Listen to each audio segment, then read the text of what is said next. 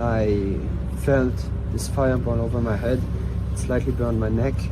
At this moment, the fire took all the air, all the breathable air, and I couldn't breathe anymore. So, in the last hope, I took the foot of a table and grabbed myself out.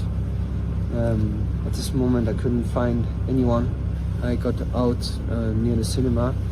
I couldn't find anyone, so I went back inside.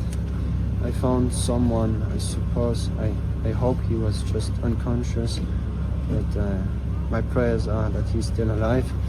I grabbed him in the stairs and I took him out. Firemen took him, and I still couldn't find anyone. I went back inside, but I couldn't breathe anymore. Too much smoke and no explosion. Fireworks on champagne bottles set fire to the roof that was made out of isolating foam. Okay.